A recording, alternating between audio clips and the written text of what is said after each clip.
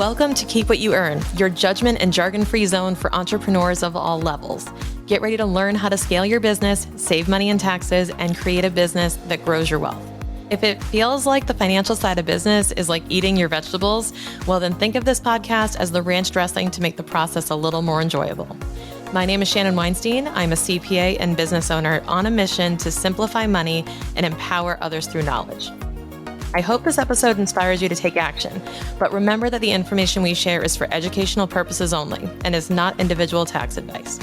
Now that we got that out of the way, let's start the show.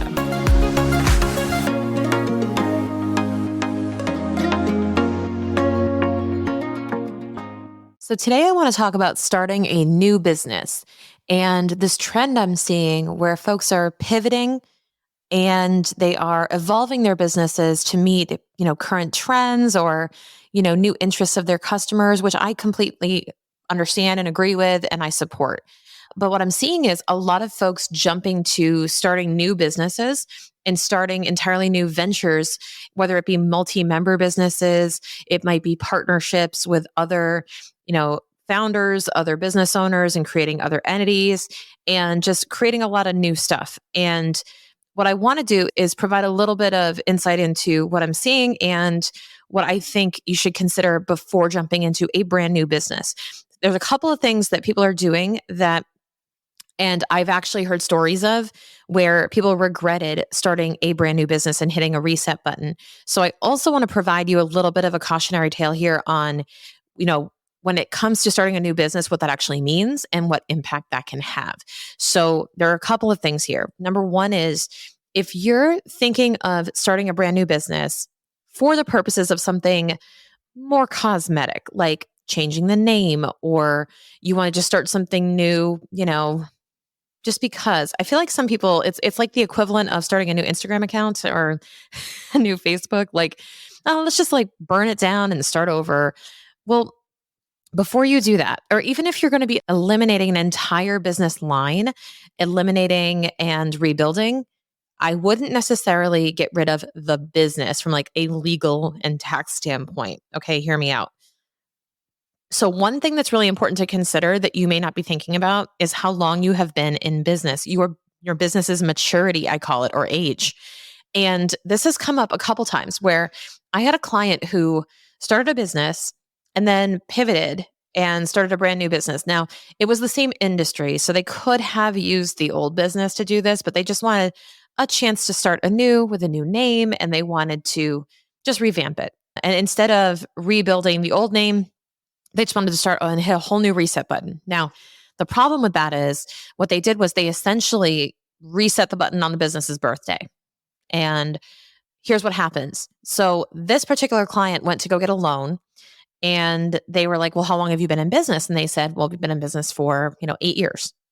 And they said, well, no, your LLC was formed 2 years ago. Oh yeah, this LLC was formed 2 years ago, but we had this other business. It was the exact same business. It was just, under a different brand. Well, it was a different business. You started a business, ended it, and then started a new one. Just because you are the same owners doesn't mean that you're continuing the legacy of your old business. You have dissolved or diluted or whatever you did to eliminate the other business. So now you're left with a 2-year-old business, a toddler, and the lenders, the banks, they just see a 2-year-old business. They don't see proof that you're able to sustain. And typically, banks will ask you to see 2+ years of cash flow, 2+ years of profitability and history before they will give you a substantial loan. So that's really important to consider here, that especially if we go into a time of a little bit more economic uncertainty where cash is a little bit tighter and we need to be infusing cash into the business. Maybe you're going through a rebuild, a rebrand, a pivot, and you're looking for capital infusions. Well, it's going to be super challenging if you have a brand new baby business. And especially because if you do have a business that is a little bit longer in age, like it's been around for a while and you just decided to end it and start something new, just know you're hitting a reset button on that. And you're not going to get quote unquote credit for all those years that you spent in the business, on the other business. And it doesn't mean that it's going to be completely out of consideration. I mean, some lenders do understand and you can kind of work around it, but I'm telling you, it's a massive hassle if you're looking to work with third parties that look at your business's longevity because they won't understand. It will be completely unrelated businesses. It will take a lot of explanation and a lot of proof to get through. And it's really challenging. So I would encourage you, if you are considering starting a brand new business, to make use of the business you have to the extent you can. Now, I recently recorded an episode where I talked about DBA, doing business as. If you can, try to hang on to your existing entity if you're not changing industries. Try to hang on to your existing entity and get DBAs, which are like stickers on top of the name tag that will say, call me this, So if I say I'm Financial Solutions LLC, I can get a DBA that says keep what you earn company, which I have. And if you think about it, I'm walking around with a name tag that says Financial or a t-shirt that says Financial and then a name tag over it that says, but call me, keep what you earn. So I want you to think about that for your business, that it doesn't matter what the t-shirt logo says because you're going to cover it up with a name tag anyway. So if you just want to change the name, consider getting a DBA. These are super cheap and super fast. It's basically one signed piece of paper with a notary stamp on it. At least that was in my town clerk office. You can look up what it takes to get a DBA in your local jurisdiction, but it was super simple. I just kind of had to drive on my way to the gas station and go get a DBA. It's no big deal. And it's important to know that is way easier than doing like reconstructive surgery to your business. You could just get a new name tag. It's okay. You don't have to change everything about it and risk yourself hitting that reset button. So if you're thinking about starting something new and you want to explore that, I would say before you completely birth something new, see how much use you can make out of your existing business, because I think it could pay off the longer you have these businesses in terms of your buying power, in terms of your maturity, in terms of your footprint, your legacy, and the value of your business. It's not to be forgotten that when you go to sell your business or exit, you're going to have to consider how long you've been in business, and that will add value. That will add value in your business from when you get bought out. So, make sure you understand the long-term impacts of this if you want to hit that reset and if you want to continue your existing business.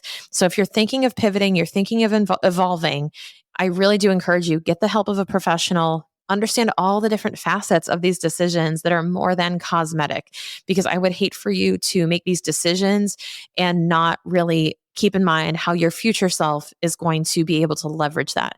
So if you need any help with this, or if you need any help with any specific area of your business finances, maybe just getting a fresh perspective or help making a decision or projecting something in your business, from compensation plans to cash flows, please reach out. I would love to have a power session with you and learn more about your business and be able to help you individually through a custom approach to help you solve a unique challenge in your business. Hey, small business owners, are you tired of juggling payroll, benefits, and HR tasks? If so, I want to introduce you to our payroll provider of choice, Gusto, the #1 rated HR and payroll platform trusted by thousands of businesses just like yours. With Gusto, you can streamline payroll, manage benefits, and more, all in one easy-to-use platform. But here's the kicker.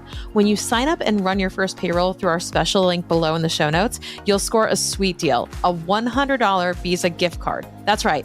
Just $100 for clicking the link below and get started to claim your reward. Don't let payroll headaches hold you back from building your team and growing your business.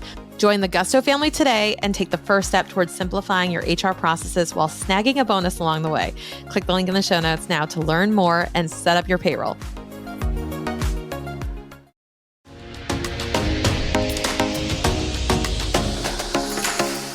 Thank you so much for listening. If you enjoyed this episode, please leave a rating and review on your podcast platform. This small action goes a long way for podcasters to get our message heard by more business owners just like you. Be sure to check out the show notes for links to information about our guests and ways to get in touch with me. We'll see you on the next episode.